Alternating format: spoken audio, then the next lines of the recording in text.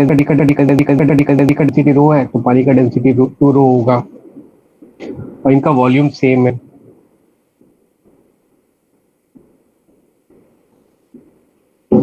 तो अभी इस समय हम लोगों को फोर्स निकालना है, तो इसका ये एक पार्ट का जो एरिया ना उसको ए मान लेते हैं। तो यहाँ से जो फोर्स लगेगा, ये फोर्स हमने पढ़ा था, यहाँ से फोर्स जो लगेगा वो लगेगा मिड पॉइंट का प्रेशर इनटू एरिया। यहाँ पे एटमॉस्फेरिक प्रेशर को 0 एज्यूम करना है। मिड पॉइंट का प्रेशर कितना हो जाएगा, रो जी, या हाइट को h मान लेते हैं। तो मिड पॉइंट तक हम आएंगे तो हाइट h/2 नीचे आ रहे हैं, तो रो जी h/2 इंटू ए। ये तो सिर्फ ये ऊपर वाला ऑयल जो फोर्स लगा रहा है वो है। वाटर का फोर्स निकालने के लिए फिर से वही करेंगे, मिड पॉइंट का pressure into area. Mid point का प्रेशर निकालने के लिए पहले ऊपर से यहां तक आएंगे तो प्रेशर इंक्रीज होगा रो जी एच प्लस, अब यहां से यहां तक आएंगे तो प्रेशर इंक्रीज होगा to rho g h/2। Mid point का प्रेशर ये हो जाएगा इनटू एरिया। अब इसका नेट फोर्स निकालने के लिए नेट फोर्स का आ जाएगा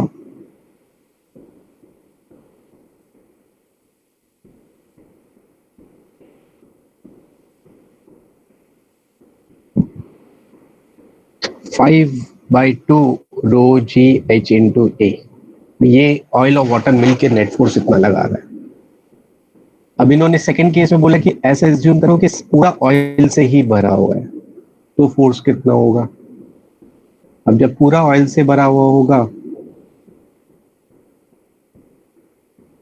तो ये हाइट 2h हो जाएगा और ये एरिया भी 2a हो जाएगा। तो अब हम लोग फोर्स निकालेंगे, वापस से वही करेंगे, मिड पॉइंट का प्रेशर इनटू एरिया। तो मिड पॉइंट का प्रेशर होगा रो जी, मिड पॉइंट तक आने के लिए h हाइट नीचे आ रहे हैं हम, तो h इंटू 2a। तो अब फोर्स जो लग रहा है वो लग रहा है 2 रो जी h/h इंटू ए। अभी हमें ये दिखाना है कि फोर्स जो कम हुआ ना वो 1/5 ऑफ दी 1/5 कम हो गया।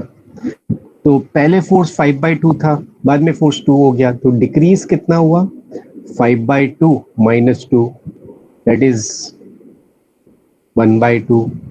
फोर्स इतना डिक्रीज हुआ। अब ये देखो, ये ओरिजिनल फोर्स का 1/5 है और यही प्रूव करना था कि फोर्स जो डिक्रीज हुआ है वो 1/5 ऑफ दी ओरिजिनल फोर्स है।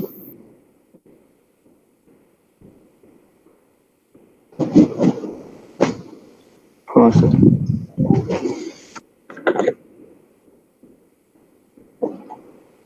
ओके चलो।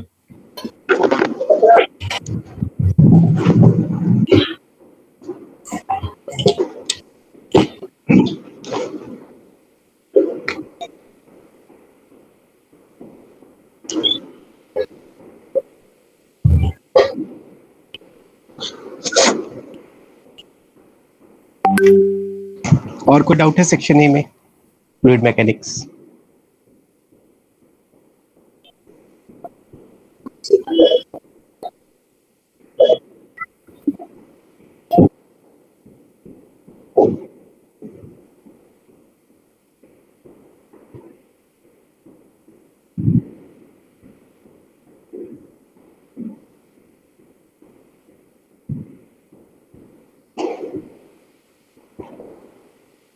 और क्यों होगा सेंटर ऑफ मास का एक्सरसाइज 2 पार्ट 1 एंड पार्ट 2, उसमें डाउट है? सर एक्सरसाइज 1 का आप एक बार 6 तो 9 बता सकते हैं क्या? मैं लास्ट क्लास नहीं अटेंड कर पाया था। कौन बोल रहा है? शांतनु? हाँ सर। तो लास्ट क्लास क्यों नहीं अटेंड कर पाए? सर वो लैपटॉप खराब हो गया था सर, मतलब खुल ही नहीं रहा ठीक है। कौन सा क्वेश्चन बोल रहे हो? 6 सर। एक्सरसाइज 1 का? Exercise 2 part 1। हाँ तो वो तो होमवर्क है सर आप 1 to 10 तो क्वेश्चन कर नंबर लिया 6। लास्ट टाइम, 1 to 10 कर लिया था ना। लास्ट में कोई करके 10 तक डिस्कस हो गया था क्या? ठीक है ठीक है।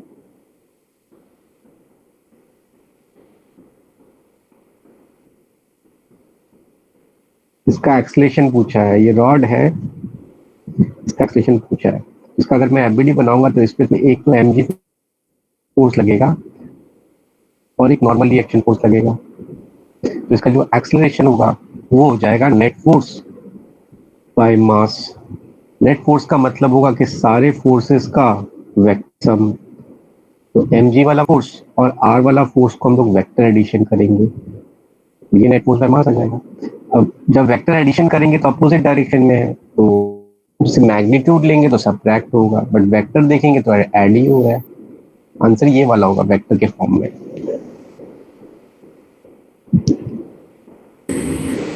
अच्छा ठीक है ठीक। सिक्स के बाद नेक्स्ट क्या डाउट आंसर हो? सर 9th वाला भी एक बार मतलब आंसर मतलब मैच नहीं करता। 9th वाला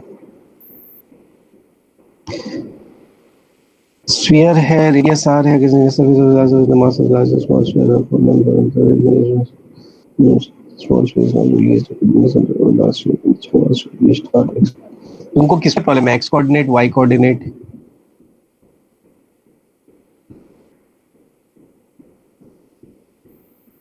सर क्या बोला?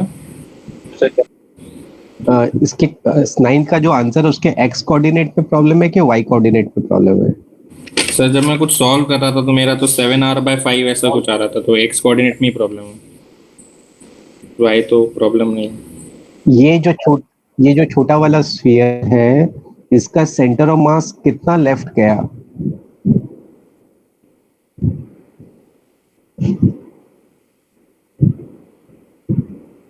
इस छोटे वाले स्फीयर का सेंटर ऑफ मास देखो तो फिगर देख के बताओ कितना लेफ्ट गया। सर 2 × L - R ना। कितना आ रहा है?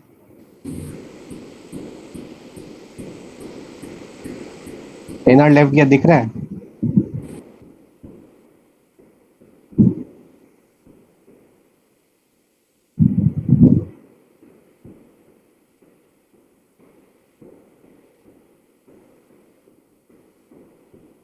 हाँ सर हाँ हाँ। और ये जो ऐसे लेफ्ट गया ना, ये तो बड़े वाले के रिलेटिव गया है। बड़ा वाला अगर राइट जाएगा एक्स, तो ये लेफ्ट में ये जो है वो रिलेटिव है, तो इसका एक्चुअल कितना हो जाएगा?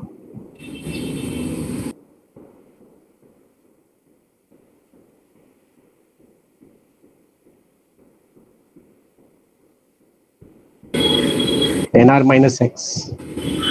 हाँ अब हम लोग इसका आपको एक्सटर्नल फोर्स तो लग नहीं रहा है, सेंटर ऑफ मास पहले रेस्ट पे था, तो बाद में भी सेंटर ऑफ मास को रेस्ट पे रहना पड़ेगा। बाद में सेंटर ऑफ मास को रेस्ट पे रहने के लिए m1 x1 और m2 x2 को इक्वल होना पड़ेगा।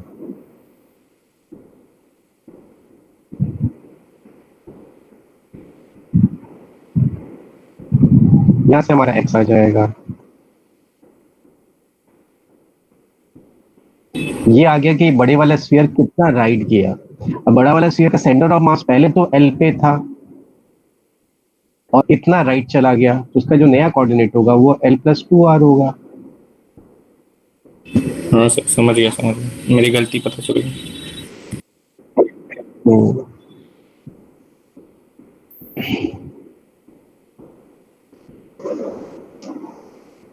और किसी को डाउट पार्ट 1 में? 20। Question number 20। हाँ लैग वैग नहीं हो रहा है ना? मतलब कोई लैग? नहीं नहीं सर, एकदम बढ़िया चल रहा है। नहीं सर, थोड़ा बहुत चल रहा है।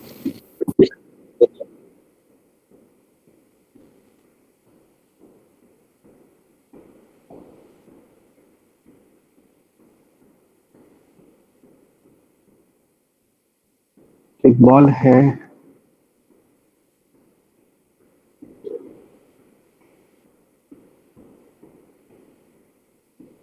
ये इसका मास है ना, ये v वेलोसिटी से जा रहा है, ये हिट करके वापस आ रहा है।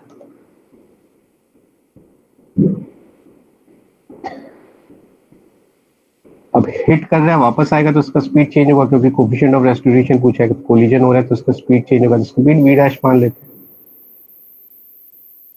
फर्स्ट वन मोशन में जो एवरेज स्पीड बोला है वो 2v/3 है। एवरेज स्पीड हमें पता है कि एवरेज स्पीड कैसे निकालते हैं। मान लो ये डिस्टेंस यहाँ से लेके यहाँ तक l डिस्टेंस है, तो एवरेज स्पीड हो जाएगा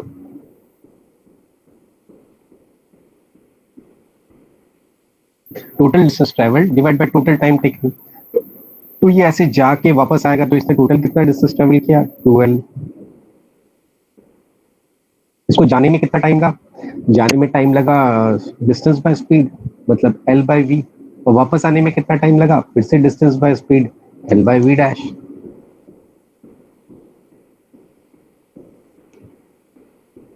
अब यहां से हमारा v डैश का वैल्यू आएगा। हाँ सर समझ गया सर। तो हो जाएगा। हाँ हाँ हो जाएगा। आगे तो 20 सेकेंड।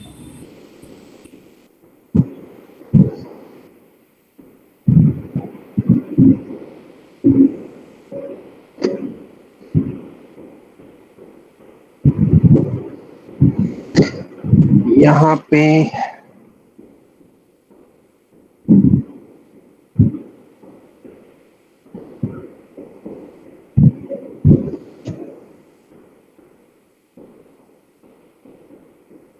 जैसे दो बॉल कांटेक्ट में है और तीसरा बॉल आके इनको तो हिट किया और फिर तीसरा बॉल रुक गया, तो पूछा सर है ये आपने ये जो डायग्राम है ये डायरेक्टली ऐसे कैसे मान लिया सर? तीनों अगर स्ट्रेट लाइन में होंगे तो भी सिमेट्रिकली हिट करेगा ना? नहीं, सिमेट्रिकल मतलब होता है कि ये जो हिट कर रहा है दोनों को बराबर हिट कर रहा है, तो ऐसा फिगर ही सिमेट्रिकल होगा, दोनों पे स्ट्राइक सिमेट्रिकली हिट लिखा है कर तो रहा है। दोनों को हिट करेगा ऐसा? हाँ, सिमेट्रिकली हिट कर रहा है। ठीक है सर, फिर इसके आगे तो हो जाएगा।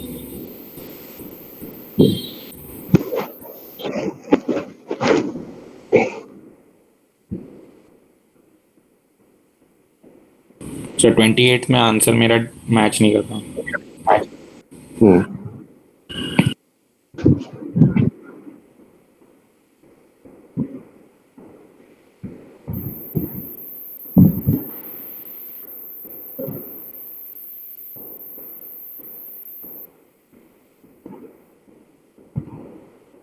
एक बॉल है जिसका मास है में इसने हिट किया है दूसरे बॉल को,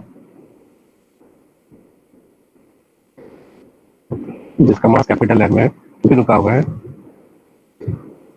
कोलिजन के पे इसका वेलोसिटी v मान लेते हैं और इसका तो 0 है, और कोलिजन के बाद बोला कि ये रुक गया तो इसका वेलोसिटी कुछ होगा, v डैश मान लेते हैं।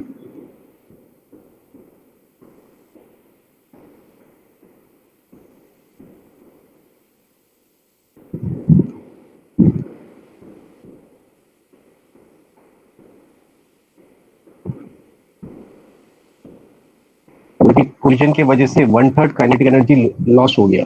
तो अब यहाँ पे पहले तो v डैश निकाल लेंगे मोमेंटम कंजर्वेशन करके।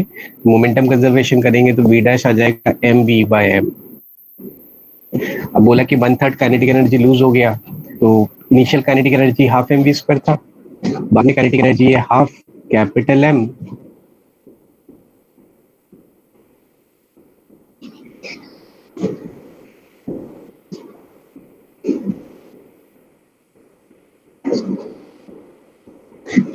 Half mv²। अब बोला कि ये जो काइनेटिक एनर्जी लूज हुआ है ये 1/3 ऑफ इनिशियल काइनेटिक एनर्जी है। अब यहां से हमें कोफिशिएंट ऑफ रेस्टिट्यूशन क्या निकालना है? हाँ वही निकालना, ई निकालना। कोफिशिएंट ऑफ रेस्टिट्यूशन निकालना है, तो कुछ कुछ करते हैं, सॉल्व देखते हैं बाद में क्या होता है।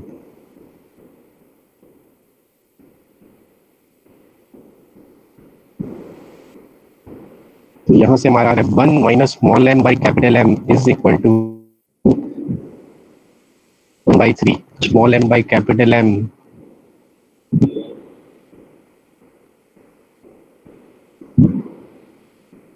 Is equal to 2/3। अब कोफिशिएंट ऑफ रेस्टिट्यूशन निकालेंगे तो वो हो जाएगा वी सैप जो कि वी डैश है डिवाइडेड बाई वी अप्रोच जो कि वी है। वी डैश वी का वैल्यू यहाँ से आ रहा है small M by capital M, और small M by capital M हमने ऑलरेडी निकाल लिया 2/3। आंसर 2/3 दिया हुआ है ना। हाँ मेरा √2/√3 आ रहा था सर। काइंड सर दिया है कि कुछ तो गड़बड़ बात कर रहा है। सर इसमें दिया है कि 1/3 ऑफ द काइनेटिक बोलो। Energy of the ball is lost due to collision. तो इसका मतलब हम लोग डायरेक्टली जब kinetic energy final equal to 2/3 of kinetic energy initial कर देंगे ना, तो इसमें से भी तो मेरा फिर उससे मैच नहीं कर रहा था। हाँ वो भी कर सकते हैं। फाइनल काइनेटिक एनर्जी है हाफ कैपिटल एम हाँ सर इसीलिए मैं 10 m square v square by m square is equal. हाँ सर समझ। वही है, ये भी वही है। हाँ सर मैंने वही लिखा था, शायद कुछ गलत किया होगा मैंने। हाँ कोई बात। तो 29th वाला भी सेम आंसर नहीं है। 29। तो पार्टिकल है, मास सेम है, वेलोसिटी इतना इतना है, एक्सेलरेशन इतना इतना है। तो सेंटर ऑफ मास का मोशन पूछा है, सेंटर ऑफ मास का मोशन पूछा है, तो मैं थोड़ा सा पूरा सॉल्व करके बता दूं। सर बता हम दो लोग पहले सेंटर ऑफ मास का वेलोसिटी निकालेंगे m1v1 m2v2 से। हाँ सर फिर वो आएगा half I cap +3 J/2। Plus C J cap. Centre of mass का हम लोग एक्सेलरेशन निकालेंगे m1a1 वाले कंसेप्ट से, -3 I cap। तो वो आएगा -3 आई कैप प्लस जे कैप आएगा ना। हाँ सर। अब इनका डॉट प्रोडक्ट करके देख लेते हैं, इनका डॉट प्रोडक्ट 0 हो रहा है क्या।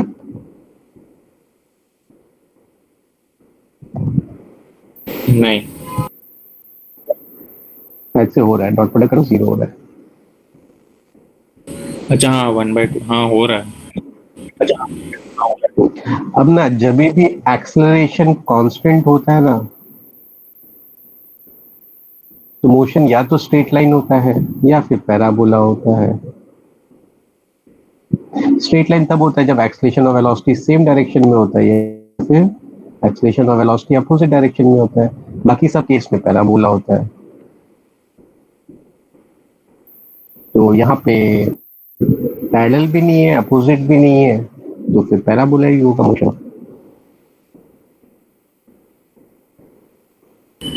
हाँ सर समझ गया। सर सर्कुलर नहीं बोल सकते। सर्कुलर में कभी भी एक्सेलरेशन कांस्टेंट नहीं हो सकता। सर्कुलर मोशन में हमेशा एक्सेलरेशन चेंज होते रहता है, एटलीस्ट उसका डायरेक्शन चेंज होता है। कांस्टेंट एक्सेलरेशन में कभी सर्कुलर मोशन नहीं हो सकता। हाँ सर। सर और बाकी ये एलिप्स वगैरह कैसे बताएंगे? एलिप्स हमारा कभी होता ही नहीं है। एलिप्स जनरली कोई मोशन पूछेंगे नहीं, एलिप्स फाइंड करना बहुत मुश्किल है। तो सर आपने डॉट बस वो जो ग्रेविटेशन,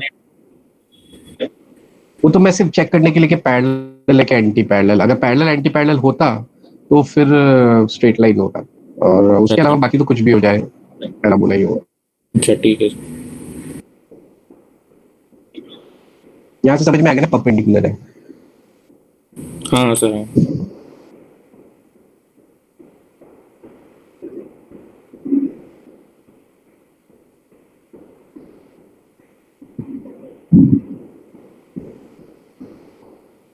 और किसी को पार्ट वन में डाउट है?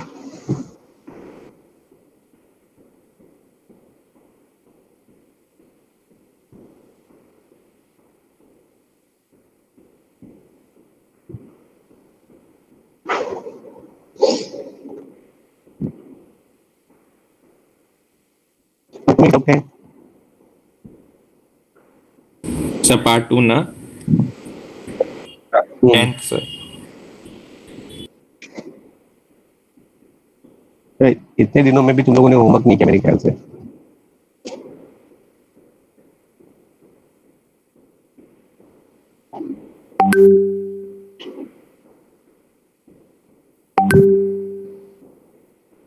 सर सिर्फ इसमें मैक्सिमम वेलोसिटी तभी आएगी ना जब दोनों की वेलोसिटी सेम होगी।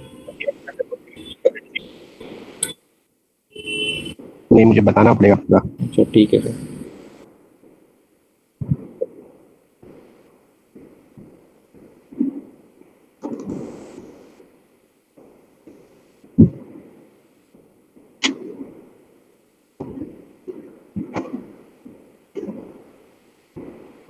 वैसे नहीं हो, जैसे तुम बोलो ना, मोस्ट प्रोबेबली वैसे नहीं होगा।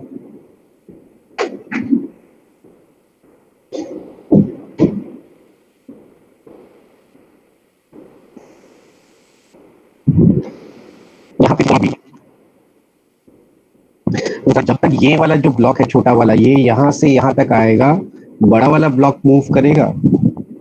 नहीं। ठीक है, अब जब ये यहाँ से ऊपर जाएगा तो बड़ा वाला ब्लॉक मूव हाँ करेगा? जब जाएगा राइट राइट में जाएगा, जाएगा उसके साथ। राइट में जाएगा तो उसके बाद जब ये यहाँ पहुंचेगा तो इस पे राइट पे वेलोसिटी आ जाएगा। अब ये ऊपर जाके वापस नीचे आएगा। अब ये जब वापस नीचे आएगा तो बड़ा वाला ब्लॉक के पास वेलोसिटी नहीं रहेगा कि डिक्रीज होगा, इंक्रीज होगा? तो इंक्रीज होगा ना। हाँ, इंक्रीज होगा। अब जब ये यहाँ से वापस ऊपर जाएगा, अब बड़े वाले ब्लॉक का वेलोसिटी इंक्रीज होगा, डिक्रीज होगा? तब डिक्रीज होगा। मैक्सिमम वेलोसिटी कब है? जब ये छोटा वाला ब्लॉक यहाँ से यहाँ तक जाके ऊपर जाके फिर नीचे यहाँ तक आया। इस समय जब ये यहाँ पहुंचा तब इस बड़े वाले ब्लॉक का वेलोसिटी मैक्सिमम है, क्योंकि कंटिन्यूअसली इंक्रीज हो रहा है, इसके बाद डिक्रीज हो रहा है। अच्छा ठीक है सर, समझ गया। समझ गया सर। आगे करूँ मैं? नहीं नहीं सर, उसके आगे तो फिर वो कंजर्वेशन ही। हम्म।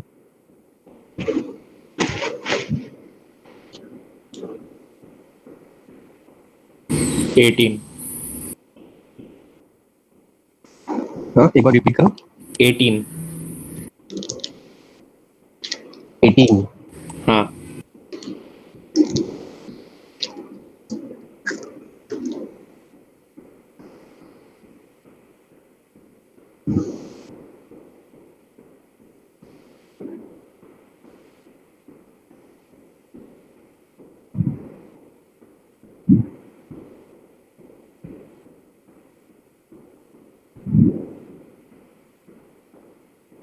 सर ये थोड़ा पूरा सॉल्व कर दीजिए सर, ये तो थोड़ा समझ ही नहीं आ रहा था मतलब। हम्म।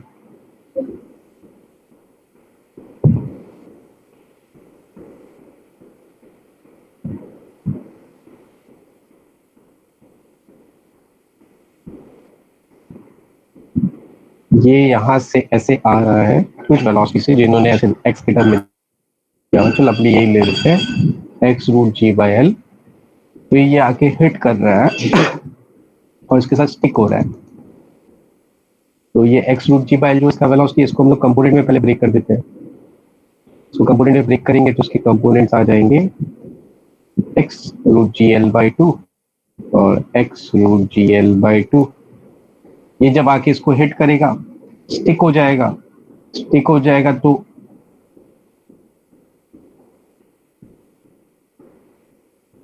एल ओ आई तो ऐसे है, इस डायरेक्शन में है, तो ये वाला वेलोसिटी चेंज होगा कि इस छोटे वाले ब्लॉक का? सर नहीं, लाइन ऑफ इम्पैक्ट ऐसे कैसे?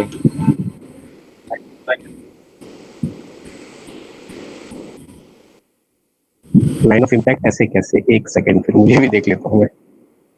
मैंने तो बोल दिया लाइन। हाँ, लाइन ऑफ इम्पैक्ट ऐसे नहीं होगा।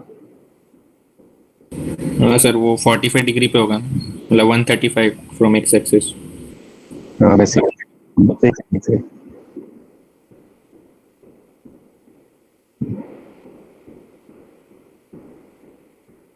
हाँ सही बोल रहे तुम। इन्होंने दिखाया ही नहीं इनका सेंटर कैसे है। हाँ सर, वही मेरे को वही समझ नहीं आता। प्लस π/2 तक पहुंचाया, फिर बीच में काट भी दिया।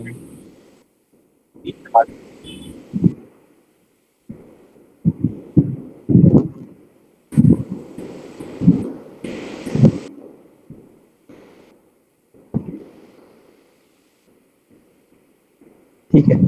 इनका कोलिजन से पहले वेलोसिटी इसके पास इस डायरेक्शन में था, x root ji l, line of impact भी ऐसे ही है।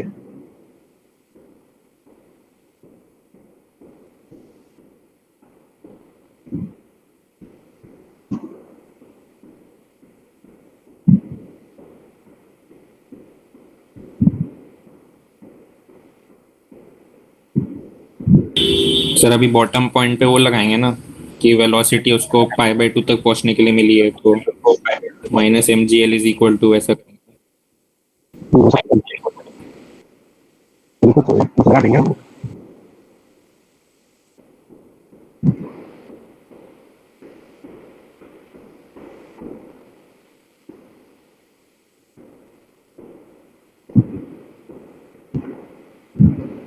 ठीक है।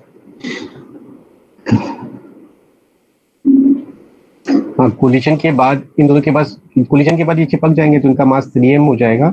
इनका वेलोसिटी कोलिजन के बाद किस डायरेक्शन में होगा? ये 1 के अलाउंग होगा कि 2 के अलाउंग होगा? कोलिजन के जस्ट बाद। तो ऐसा 1 के अलोंग होगा ना, मतलब ये वाला, ये जो साथ साथ में नीचे जा सकेंगे स्ट्रिंग की वजह नहीं से? जा तो नहीं सकेंगे सर। तो स्ट्रिंग्स को जाने नहीं देगा ना नीचे। हाँ तो 2 के अलोंग ही होगा। तो कोलिजन के जस्ट बाद इनका वेलोसिटी इस डायरेक्शन में v होगा मान लेते। अब इस पूरे को सिस्टम मानेंगे तो इस पे जो टेंशन लग रहा है वो इम्पल्सिव है कि नहीं? हाँ इसका मोमेंटम किस डायरेक्शन में कंजर्व कर सकते हैं हम? लाइन ऑफ इम्पैक्ट के अलोंग ही कर सकते हैं। लाइन ऑफ इम्पैक्ट के अलोंग नेट फोर्स 0 है क्योंकि टेंशन लग रहा है, टेंशन का कंपोनेंट आ रहा है लाइन ऑफ इम्पैक्ट के अलोंग। हाँ आ रहा है, तो x डायरेक्शन में तो कर। किस डायरेक्शन में नेट फोर्स नहीं? हाँ, तो x डायरेक्शन में नेट फोर्स नहीं है तो x डायरेक्शन का मोमेंटम कंजर्व करेंगे। कोलिजन के पहले 2m के पास था, x डायरेक्शन में momentum 2m x root G L by 2। Collision के बाद दोनों के पास, दोनों साथ में मूव करें, दोनों का मोमेंटम 3m इंटू v लिख देंगे। यहाँ से हमारा v आ जाएगा।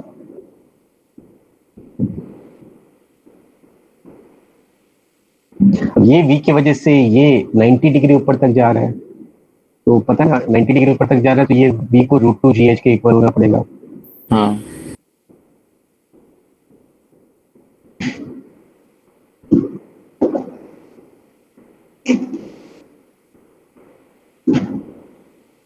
ये v को इक्वल होना पड़ेगा अंडर रूट ऑफ 2gl। यहां से हमारा x3 x का वैल्यू आएगा, x3 आ जाएगा।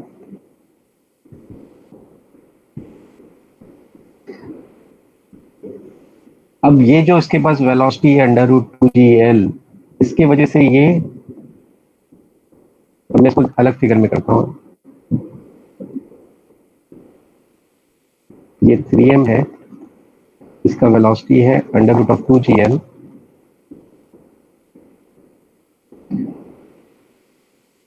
अब जब 60 डिग्री में पहुंचा तो स्ट्रिंग को कट कर दिया, तो जब ये 60 डिग्री में पहुंचेगा इसका हम लोग वेलोसिटी निकाल लेते हैं। वेलोसिटी आएगा एनर्जी कंजर्वेशन से। हाँ हाँ सर। पोटेंशियल एनर्जी का इंक्रीज होगा mgl 1 माइनस 1 बाई, मैं कर देता हूँ, और काइनेटिक एनर्जी का डिक्रीज होगा हाफ m v स्क्वायर।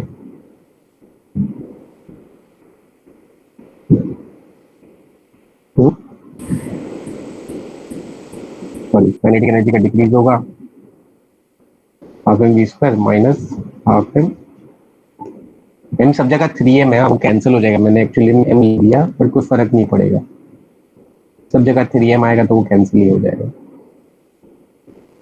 तो ये आ जाएगा 1/2 1/2gl is equal to 1/2 v square.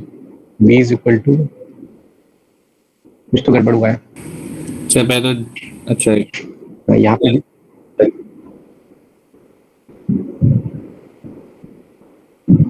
Potential increase हुआ तो काइनेटिक एनर्जी डिक्रीज होगा ना, ये उल्टा सब्ट्रैक्ट होगा। हाँ सर।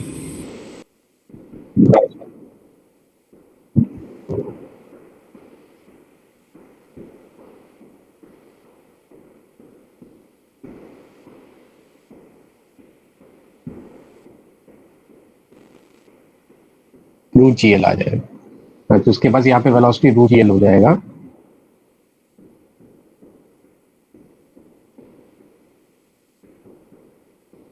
तो ये एंगल फिर से 60 डिग्री आ जाएगा क्या? 60 आ जाएगा। अब ये स्ट्रिंग कट कर दिया, तो अब ये रेक्टाइल मोशन करेगा, तो इसका हाईएस्ट पॉइंट पे वेलोसिटी होगा v cos थीटा।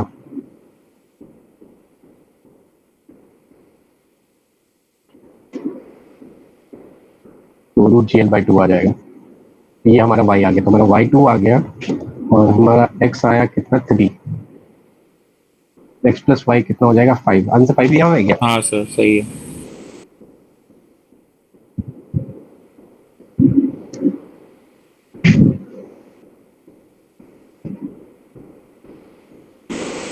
तो 20 वाला भी।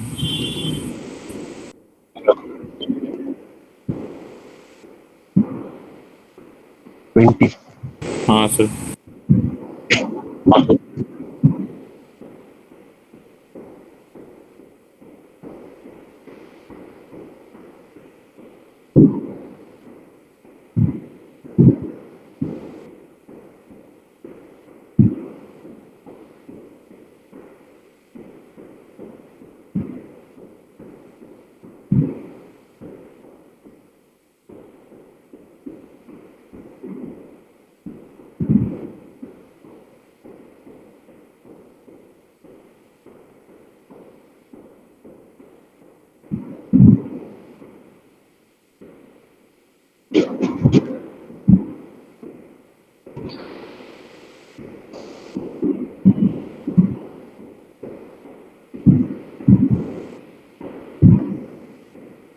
ये ऊपर इसको h हाइट से ड्रॉप किया,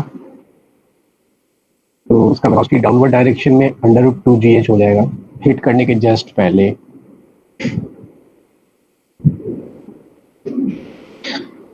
और हिट करने के बाद बोला कि इसका वेलोसिटी हॉरिजॉन्टल डायरेक्शन में हो गया, v मान लेते हैं।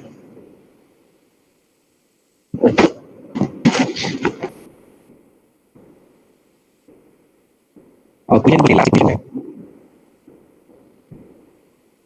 अब दोनों का मास सेम है, तो इस सिस्टम में x डायरेक्शन में फोर्स है।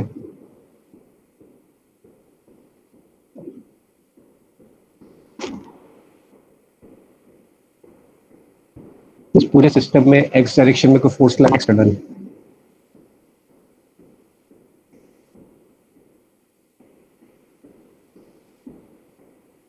नहीं नहीं।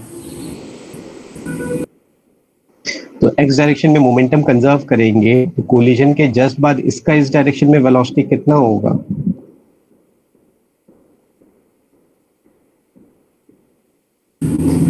ये होगा ना। ये होगा।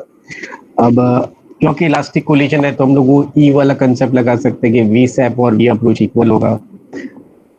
तो कोलिजन के जस्ट बाद इसके पास वेलोसिटी इस डायरेक्शन में है, ये एंगल 90 माइनस थीटा आएगा। इसका इधर कंपोनेंट आएगा वी sin थीटा। तो वी सैप है वी sin थीटा, प्लस इसका भी वेलोसिटी इस डायरेक्शन में, उसका भी इधर कंपोनेंट आएगा वी sin थीटा। तो 2v sin थीटा हो जाएगा वी सैप, और वी अप्रोच होगा, इसका वेलोसिटी इस डायरेक्शन में है, ये एंगल थीटा है, तो इसका इधर कंपोनेंट आएगा √2gh cos थीटा। यहां से हमारा v का वैल्यू आ रहा है।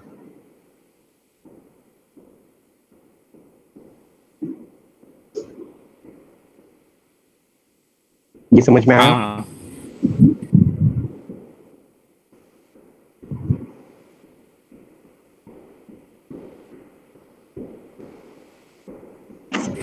सही। Find the ratio of impulse of ground on the hemisphere to the speed of the hemisphere।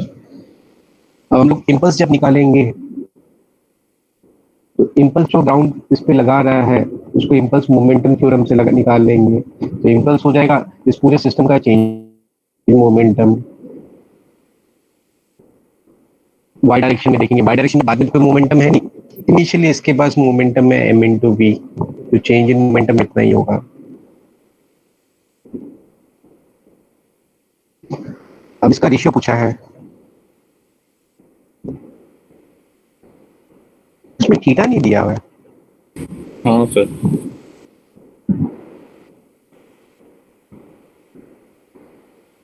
ये इम्पल्स और ये वेलोसिटी का रेशियो पूछा है, तो ये दोनों का रेशियो निकालेंगे तो दिस बाय दिस हो जाएगा।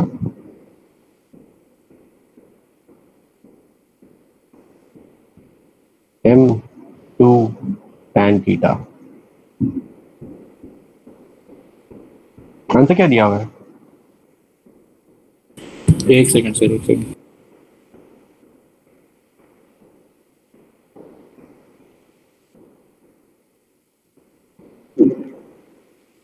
सर 2 दिया है।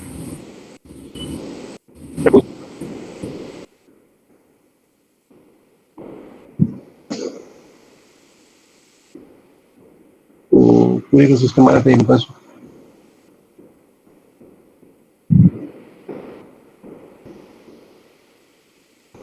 क्लासिफिकेशन हो रहा है तो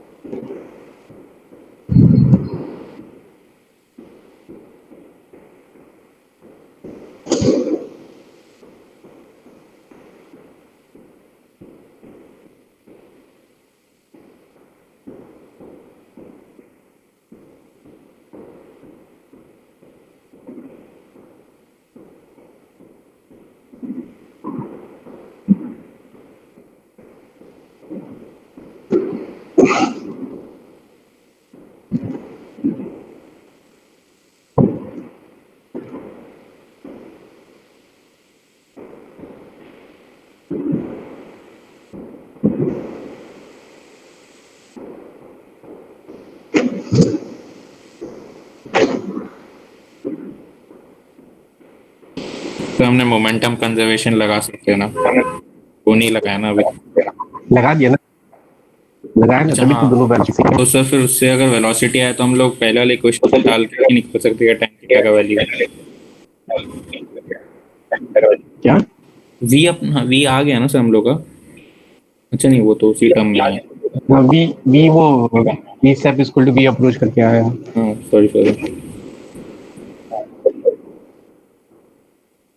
थीटा के बिना कर नहीं सकता, बट थीटा अगर इनका चलो नहीं भी दिया होता तो भी तो हमारा वो नहीं आ रहा आंसर। मास √2 दिया हुआ है, tan थीटा का वैल्यू 1/√2 तो होता ही नहीं है।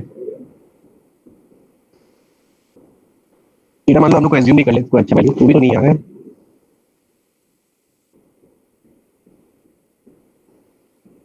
ब्लू का मास √2 kg है।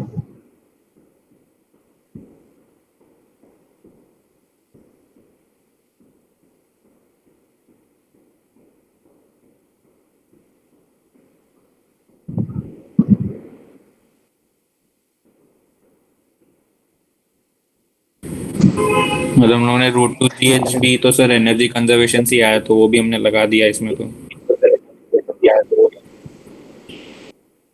हम्म,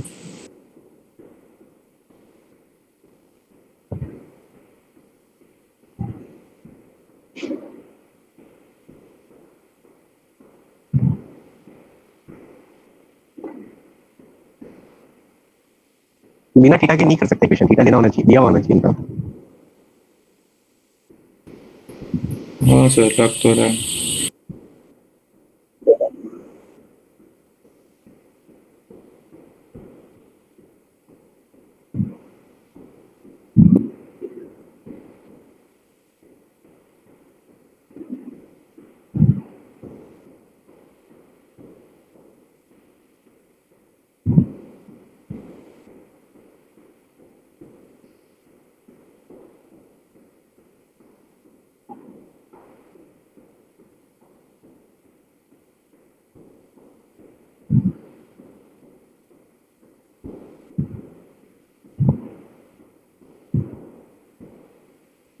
मेरे ख्याल से यही आंसर है, इसमें बिना थीटा के नहीं कर सकते। सर क्या बोल रहे हो?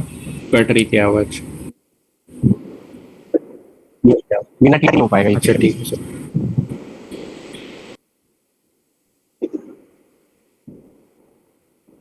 चलो मैं देख लूंगा एक बार, बाद में बता दूँ। हाँ सर। अरे 2 है ना? हाँ सर।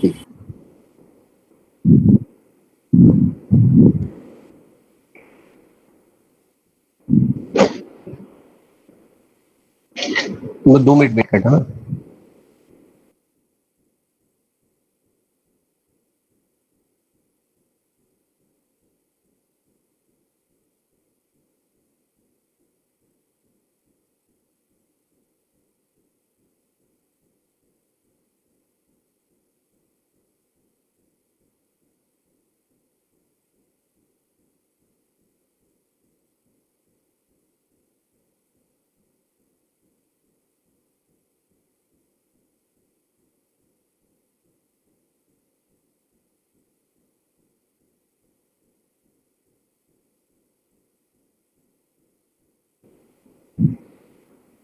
हाँ, और कोई डाउट है?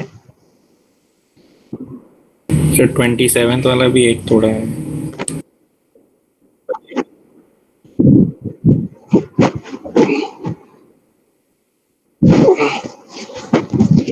Twenty seven.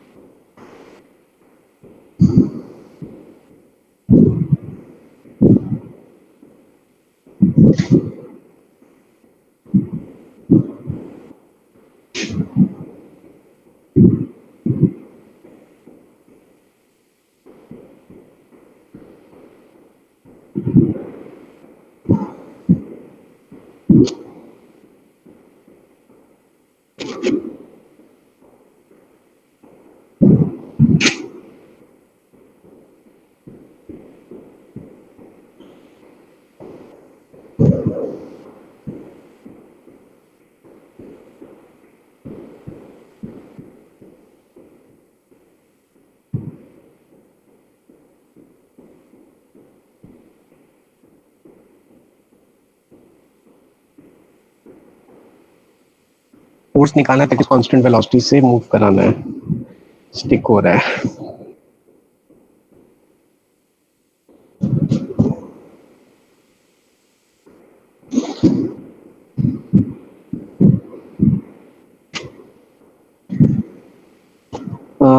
डीटी टाइम के दौरान ये वाला जो प्लेट है ये आगे मूव कर जाएगा 40 डीटी, और पीछे वाला पार्टिकल भी इधर आ जाएगा 40 डीटी। तो डीटी टाइम के दौरान इतने वॉल्यूम में जितने भी डस्ट पार्टिकल होंगे ना, वो आके इसको प्लेट को हिट कर देगा, क्योंकि प्लेट आगे चला जाएगा और डस्ट पार्टिकल भी इधर आ जाएगा, तो सारे सारे डस्ट पार्टिकल हिट कर देंगे इतने वॉल्यूम में। तो अगर मुझे फोर्स निकालना है, फोर्स हो जाएगा change in momentum divided by time taken. अब ये मैं 10 पार्टिकल देख रहा हूँ, 10 पार्टिकल पे कितना फोर्स लगेगा, तो चेंज इन मोमेंटम भी 10 पार्टिकल का होगा। अब 10 पार्टिकल कितने वेलोसिटी से आ रहा था, आने के बाद चिपक गया तो उसके साथ साथ मूव कर रहा है 40 वेलोसिटी से, तो 10 पार्टिकल का चेंज इन मोमेंटम हो जाएगा mass into change in velocity, क्योंकि है 80, मतलब मोमेंटम पहले इस डायरेक्शन में 40 हो गया, तो चेंज देखेंगे तो 80 हो जाएगा। ये तो एक 10 पार्टिकल का।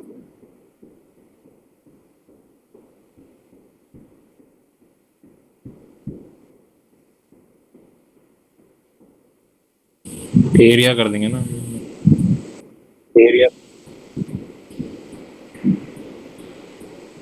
अब ऐसे मान लेते हैं कि total number of dust particle है यहाँ पे इतने वॉल्यूम में प्रेजेंट, तो टोटल चेंज इन मोमेंटम इतना हो जाएगा।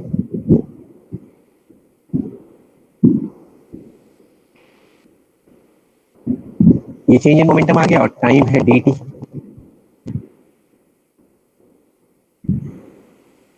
अब नंबर ऑफ डस्ट पार्टिकल कैसे आएगा, डेंसिटी दिया हुआ है, डेंसिटी हो जाएगा total number of dust particle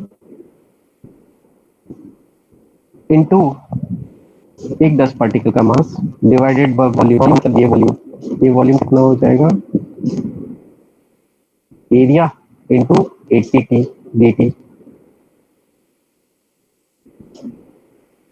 तो यहाँ से हमारा NM/dt का वैल्यू आएगा डेंसिटी एरिया इंटू 80, उसको डाल देंगे हम। तो 80 का square into density into area,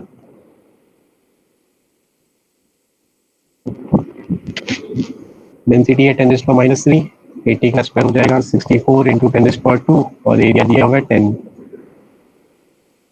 ये कैंसिल हो जाएगा। आंसर क्या दिया हुआ है? हाँ यही दिया 64 ही दिया ठीक है, सर। ये समझ में आया? हाँ समझ आ गया। ये रो NM मतलब वही ना, क्योंकि जो डेंसिटी दिया था वो डस्ट का दिया था, वो पाउडर का नहीं दिया था, तो इसलिए हम लोगों ने N डाला ना।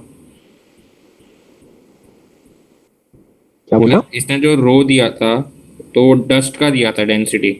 हम्म बट सर अगर हाँ मतलब ऐसे भी हम्म डिफरेंस नहीं आता सर। हम्म हाँ सर समझ गया।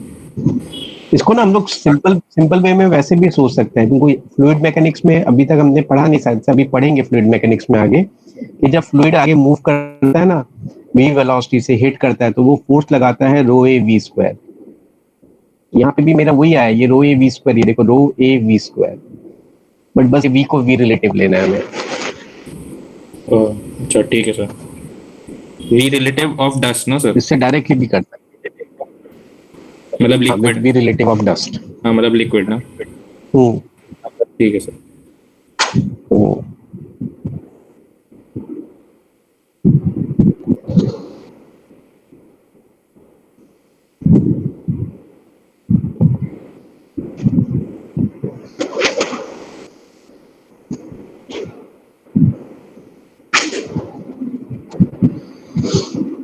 क्या पे डाउट है?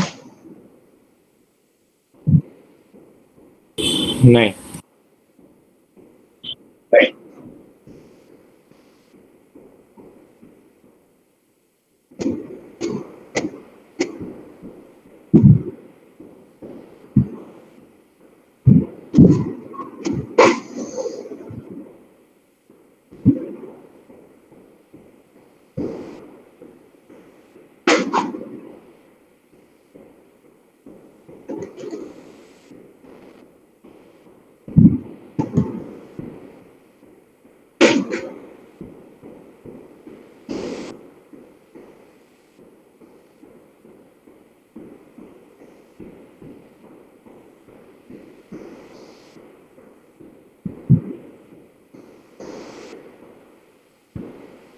हम लोग लास्ट क्लास में बॉइंट फोर्स पढ़ रहे थे।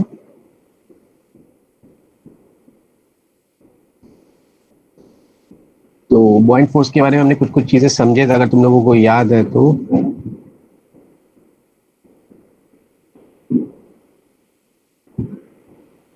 बॉइंट फोर्स बेसिकली कौन सा फोर्स है? Net force. किसके वजह से?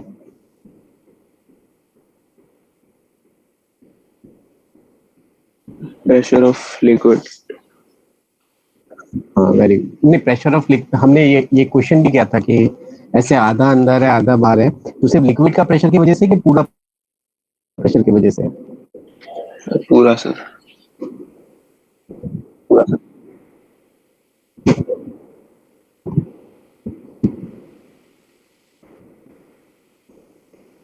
और ये भी याद रखना कि जब हम लोग बॉइंट फोर्स लगाएंगे उस समय फिर हम लोग प्रेशर वाला फोर्स नहीं दिखाएंगे, क्योंकि बॉइंट फोर्स ही basically net force due to pressure होता है। प्रेशर की वजह से जो भी नेट फोर्स आता है वो होता है। और बॉइंट फोर्स का जो डायरेक्शन है वो सबको पता है कि किस डायरेक्शन में होता है, अपर डायरेक्शन में। और बॉइंट फोर्स का जो मैग्नीट्यूड है वो कितना होता है?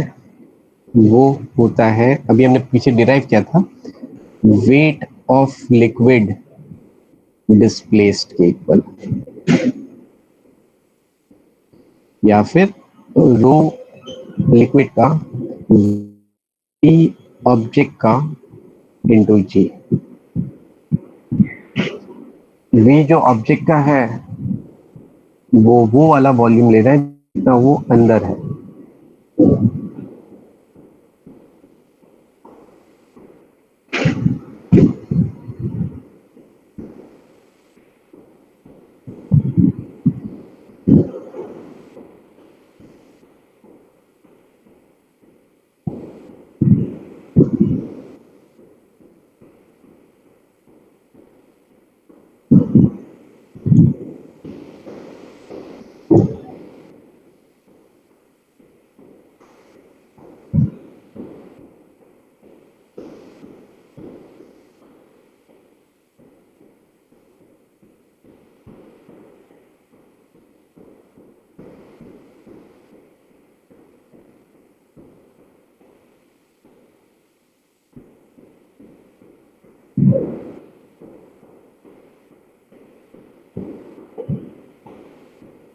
हाँ सर।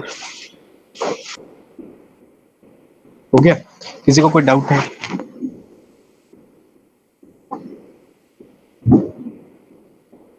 सर वो वेट ऑफ लिक्विड डिस्प्लेस्ड वाला पार्ट। ये हमने पूरा डिराइव किया था। इसको एक और तरीके से समझते हैं हम। ऐसे मैंने बताया था कि नहीं, मुझे याद नहीं है। एक बार मान लो ये एक कंटेनर है, इसमें लिक्विड भरा हुआ है। हम लोग इतना लिक्विड को सिस्टम मानते हैं। ये लिक्विड का ही बना हुआ है इतना पार्ट। ठीक है, ये लिक्विड पे नेट फोर्स कितना लग रहा है?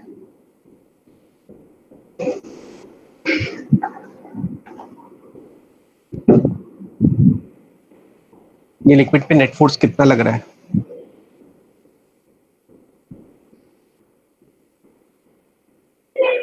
mg।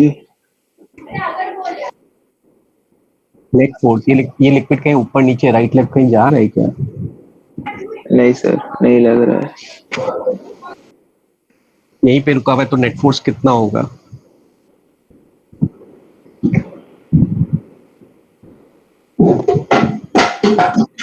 हाँ, ये लिक्विड पे नेट फोर्स 0 है। अब इस लिक्विड का हम लोग एफबीडी बनाएंगे, तो इस पे एक तो mg नीचे लग रहा है, और एक बाकी सब आजू बाजू वाले लिक्विड प्रेशर वाला फोर्स लगा रहे हैं। अब क्योंकि इस लिक्विड में नेट फोर्स 0 है, तो ये जो प्रेशर वाला फोर्स, इनका रिजल्ट किस डायरेक्शन में आना पड़ेगा? अपवर्ड। और ये जो प्रेशर वाला का रिजल्टेंट फोर्स है, इसी को हम लोग बॉयंट फोर्स कहते हैं। अब क्योंकि नेट फोर्स 0 है, तो इस बॉयंट फोर्स को किसके इक्वल होना पड़ेगा? mg। mg के। Buoyant force weight of liquid displace के इक्वल होता है। अब ना मैं यहाँ पे थोड़ा बहुत और लिक्विड ऊपर डाल देता हूँ, ऊपर थोड़ा बहुत और लिक्विड डाल दूंगा, तो भी इसको सिस्टम में उसका एनर्जी चेंज होगा क्या? नहीं सर। अब एनर्जी चेंज नहीं होगा, नेट फोर्स भी अभी भी, भले यहाँ पे ऊपर और एक्स्ट्रा लिक्विड डाल दो, नेट फोर्स तो अभी भी इस पे 0, क्योंकि ये रुका हुआ है। तो फिर बॉयंट फोर्स अभी भी कितना, किसके इक्वल होना पड़ेगा? mg के। इसके ऊपर कितना लिक्विड है, उसको बॉयंट फोर्स को उससे मतलब है कि नहीं है? नहीं है सर। अब ना मैं यहाँ से ये जो लिक्विड है ना, इसको हटा देता हूँ, ये वाला लिक्विड को। अब लिक्विड को हटा के यहाँ पे एक सॉलिड ऑब्जेक्ट लाके रख देता हूँ। अब सॉलिड ऑब्जेक्ट लाके रख दिया, तो यहाँ पे प्रेशर चेंज होगा क्या? नहीं सर। प्रेशर चेंज होगा तो प्रेशर का जो नेट फोर्स आएगा, बॉयंट फोर्स, वो चेंज होगा। नहीं सर। तो फिर बॉयंट फोर्स अभी भी जो लिक्विड जो डिस्प्लेस हुआ है उसके वेट के इक्वल होगा। भले ऊपर एक्स्ट्रा लिक्विड रखो नहीं रखो, बॉयंट फोर्स को उससे मतलब नहीं है।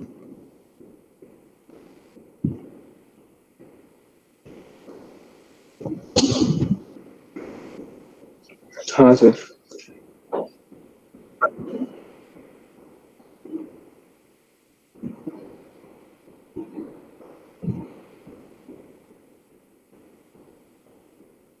ठीक है, बॉयंट फोर्स किसके इक्वल होता है? वेट ऑफ लिक्विड डिस्प्लेस के इक्वल होता है। ये कम ही यूज करते हैं, बट याद रखना, हम लोग बॉयंट फोर्स हमेशा इतना लिखेंगे, रो वीजी, जिसमें रो किसका लेंगे? लिक्विड का।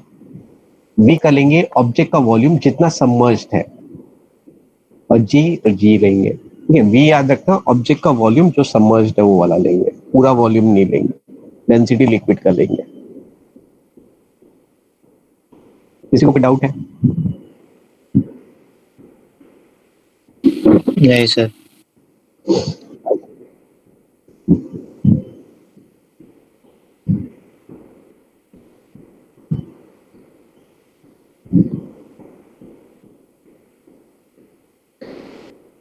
अब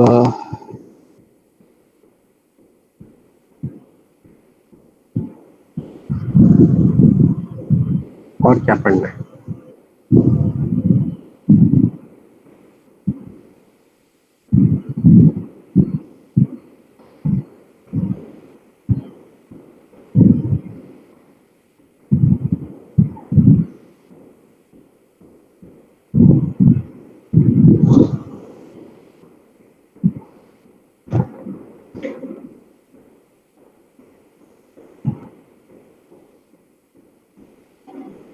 हाँ, एक चीज ध्यान रखना, जैसे कि ये एक लिक्विड है, इसका डेंसिटी रो है, और ये एक ऑब्जेक्ट है, इसका वॉल्यूम v है।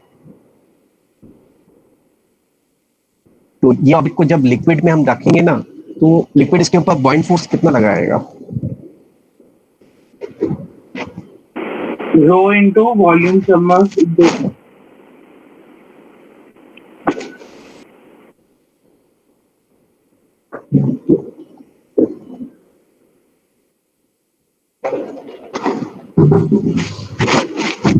हाँ, कितना लगाएगा?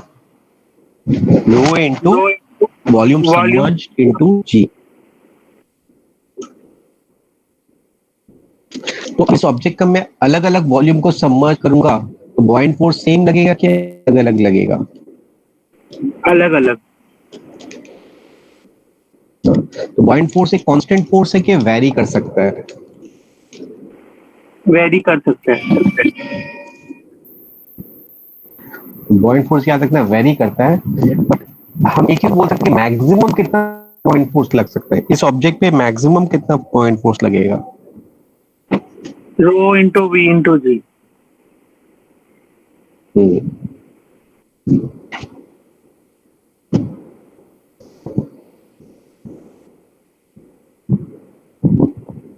समझ में आया? हाँ सर। मैक्सिमम बॉइंट फोर्स का कौन से पॉइंट तक लगेगा ऐसा कुछ है? और पॉइंट तक जब ऑब्जेक्ट पूरा सबमर्ज्ड होगा तो बॉइंट फोर्स सबसे ज्यादा होगा। अच्छा सर। सर हाँ बोलो। सर मतलब बॉइंट फोर्स लगता है, मतलब वॉल्यूम बॉडी जब पार्शियली समझ दो या फुली समझ दो, लेकिन जब बॉडी सिंक हो जाती है कम्प्लीटली तभी बॉइंट फोर्स अचानक कैसे कम होगा, मतलब नहीं लगता। इसको समझ में नहीं आ रहा था, मतलब बोला सिंक होने से बॉइंट फोर्स नहीं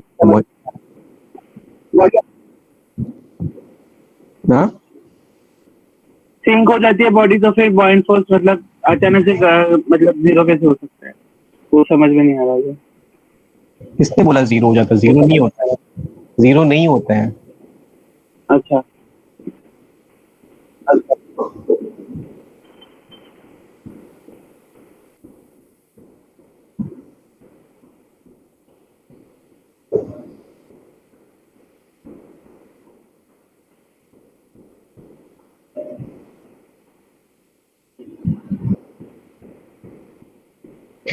तो याद रखना बॉइंट फोर्स जो होता है वो वेरिएबल फोर्स होता है, इसका वैल्यू जीरो से लेके कुछ मैक्सिमम तक वैरी कर सकता है, वो डिपेंड करेगा कि कितना समझ है उस पे। और बी मैक्स क्या है? Maximum possible value of बॉइंट force. और बी मैक्स निकालेंगे कैसे? बी मैक्स निकालने के लिए भी हम लोग रो वी जी लगाएंगे। इसमें जो वी लेंगे ये सबमर्ज्ड वॉल्यूम है कि पूरा वॉल्यूम है ऑब्जेक्ट का? Total volume. वो पूरा वॉल्यूम है। Total volume of object. अब एक बात बताओ, एक ऑब्जेक्ट लिक्विड में फ्लोट कब करेगा?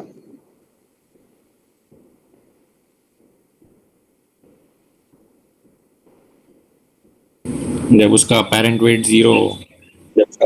जब बॉइंट नहीं, अपेरेंट वेट सब मुझे कुछ नहीं, मतलब हम लोगों को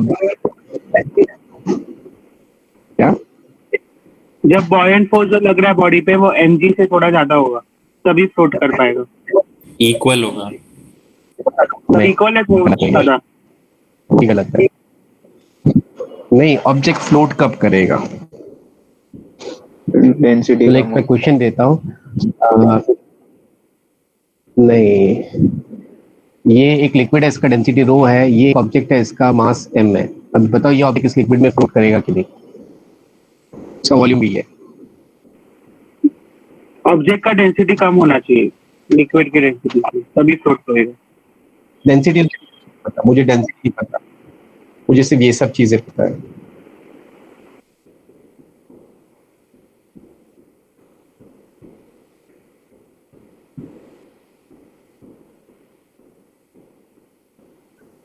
मास, लाइट हो,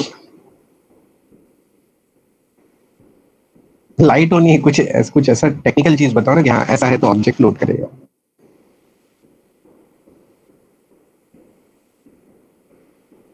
सर जब रो m by v हो।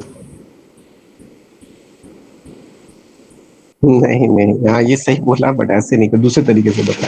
सर जब m चलो मैं बताता रो हूँ। v मान लो इस ऑब्जेक्ट जब रो m by v हो तो फ्लोट करेगा।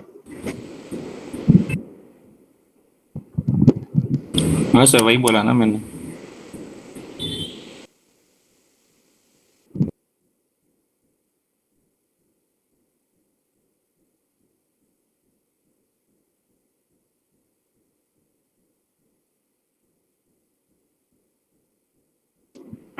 यार m by v से ज्यादा रहेगा तभी भी फ्लोट करेगा ना।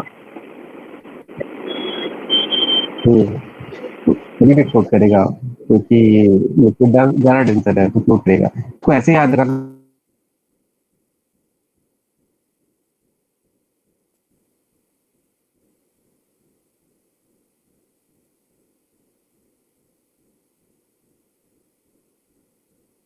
करेगा जब mg बड़ा होगा कि बॉइंट फोर्स का मैक्सिमम वैल्यू बड़ा होगा, या फिर ऐसे बोल सकते हैं कि mg बॉइंट फोर्स के मैक्सिमम वैल्यू से ज्यादा होना चाहिए कि कम होना चाहिए।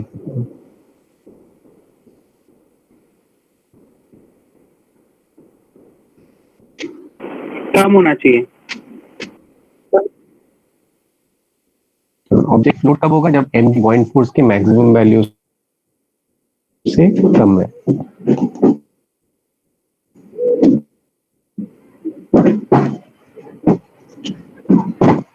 कम है या फिर इक्वल है। तो ये तो बॉइंट फोर्स का मैक्सिमम वैल्यू है, तो अगर ये कंडीशन सेटिस्फाई हो गया तो ऑब्जेक्ट फ्लोट होगा। और जब ऑब्जेक्ट फ्लोट हो रहा होगा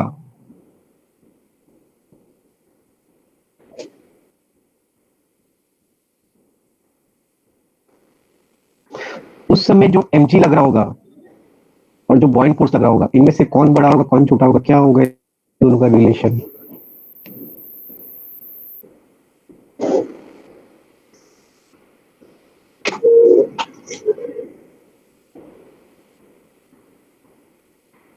अब ऑब्जेक्ट फ्लोट हो रहा है तो इक्वल होगा।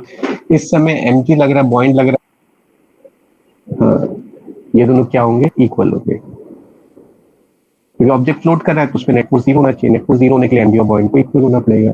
ये और ये दोनों अलग अलग चीज है, ये बॉइंट फोर्स का मैक्सिमम पॉसिबल वैल्यू है और ये प्रॉपर बॉइंट फोर्स है। ठीक है, बॉइंट फोर्स हमेशा मैक्सिमम के इक्वल नहीं होता है, उससे छोटा भी हो सकता है।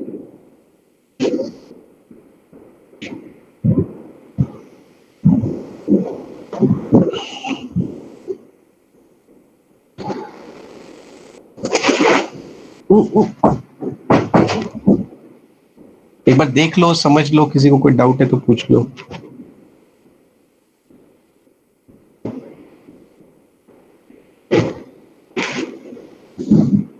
तो जो लास्ट दो केस है उस दोनों में फर्क क्या है?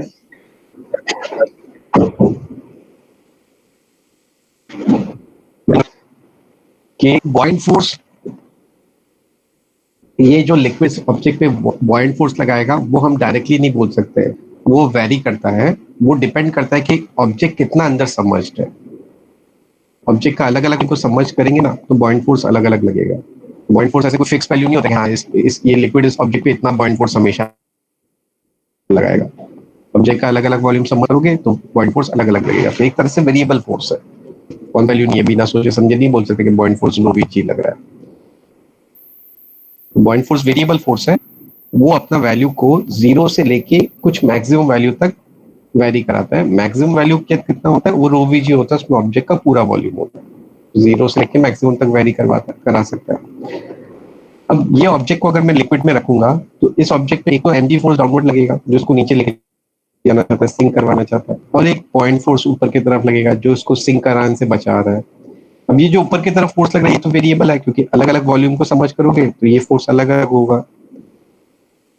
तो अगर mg इस बॉइंट फोर्स के जो मैक्सिमम वैल्यू उससे भी ज्यादा आ गया, अगर mg इस बॉइंट फोर्स के मैक्सिमम वैल्यू से भी ज्यादा आ गया तो फिर ये ऑब्जेक्ट फ्लोट करेगा कि सिंक हो जाएगा? सिंक हो जाएगा। तो सिंक हो जाएगा ना, क्योंकि mg इसको नीचे खींच देगा, उससे भी ज्यादा है, ये सिंक हो जाएगा। और अगर बॉइंट फोर्स का मैक्सिमम वैल्यू mg से छोटा आ गया, या फिर mg बॉइंट फोर्स के मैक्सिमम वैल्यू से छोटा है, तो फिर ये छोटा या फिर इक्वल है, इक्वल भी चलेगा, तो फिर ये ऑब्जेक्ट फ्लोट करेगा।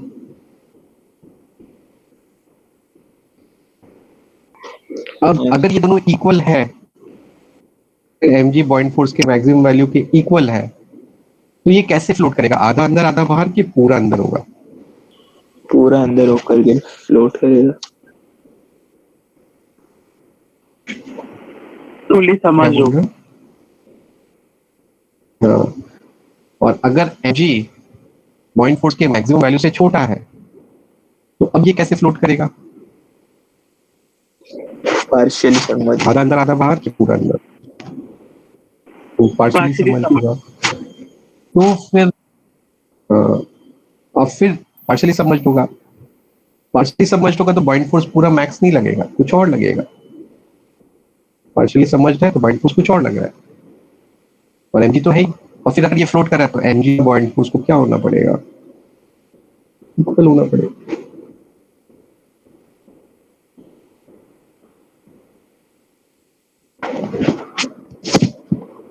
हाँ से समझा।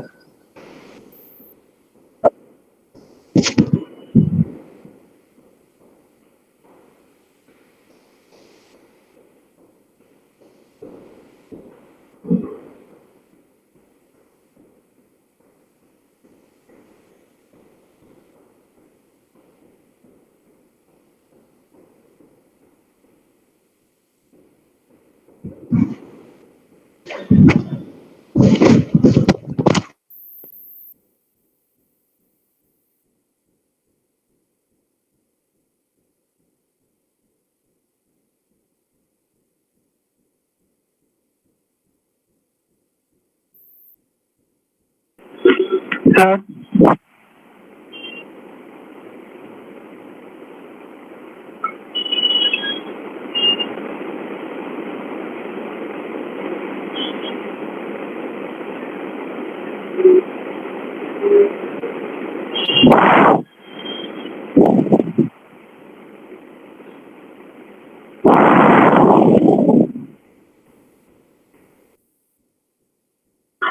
सर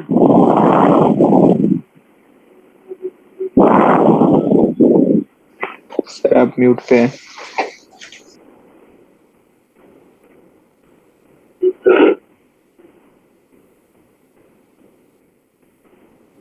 सॉरी, अभी आवाज आ रही है? हाँ सर। एक सेकंड।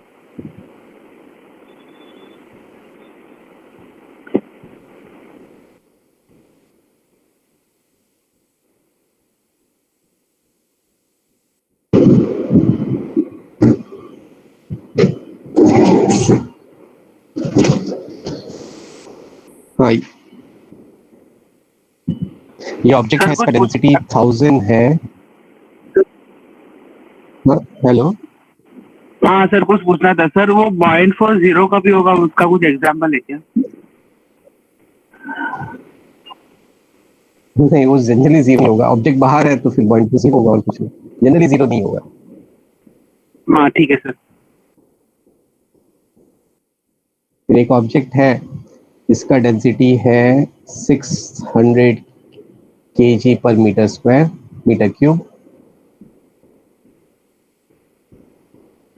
इसका वॉल्यूम है 10 मीटर क्यूब, या फिर चलो 10 सेंटीमीटर क्यूब। तो ये ऑब्जेक्ट इस लिक्विड में फ्लोट होगा कि नहीं? हाँ सर, होगा फ्लोट। और कंप्लीटली सबमर्ज्ड होगा कि पार्शियली सबमर्ज्ड होगा?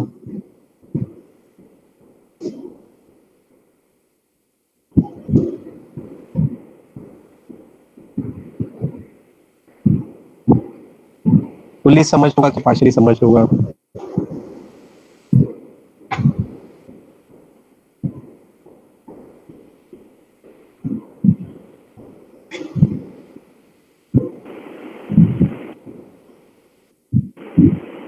पार्शियली सबमर्ज्ड होगा। इसका बताना कि कितना वॉल्यूम सबमर्ज्ड होगा।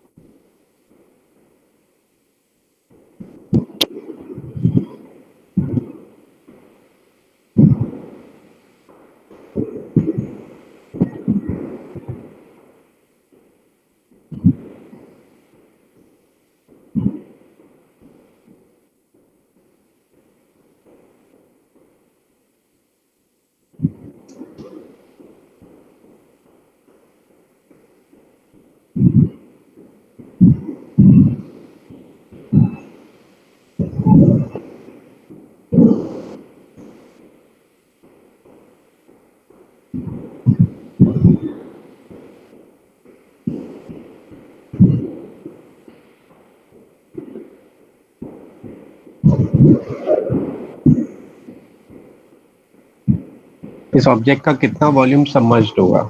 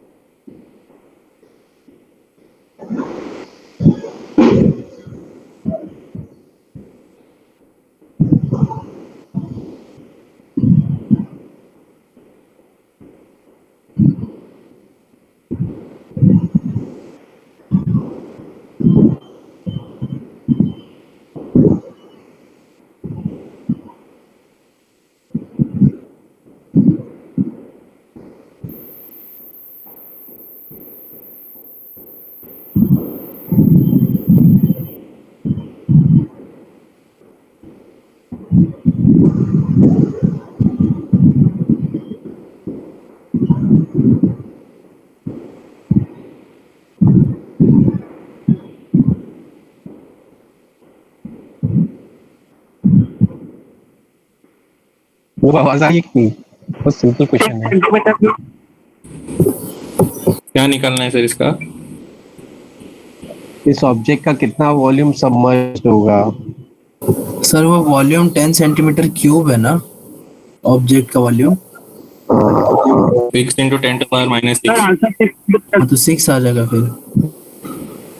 6 सेंटीमीटर क्यूब आ रहे थे। 6 हाँ 6 सेंटीमीटर क्यूब भाई। सेंटीमीटर क्यूब सबमर्ज्ड होगा। हाँ ठीक है। बस सिंपल है। फ्लोट क्यों कर रहा है? क्योंकि ये लिक्विड का डेंसिटी, ऑब्जेक्ट का डेंसिटी कम है लिक्विड के डेंसिटी से, तो कम होगा तो फ्लोट करेगा। और जब फ्लोट करेगा तो जो mg होगा और बॉइंट होगा वो इक्वल होगा। इसका mg हो जाएगा रो जो कि 600 है, v जो कि 100 है इंटू जी, और बॉइंट फोर्स हो जाएगा वो भी रो वी जी है, बट रो अब लिक्विड का लेंगे, वॉल्यूम सिर्फ सबमर्ज में लेंगे जो कि मुझे पता नहीं, तो वी एस लिख देता हूँ इंटू जी। अब ये क्योंकि फ्लोट कर रहा है दोनों इक्वल होगा, अब इस दोनों को इक्वल करेंगे तो वी एस का वैल्यू आ जाएगा 6 सेंटीमीटर क्यूब।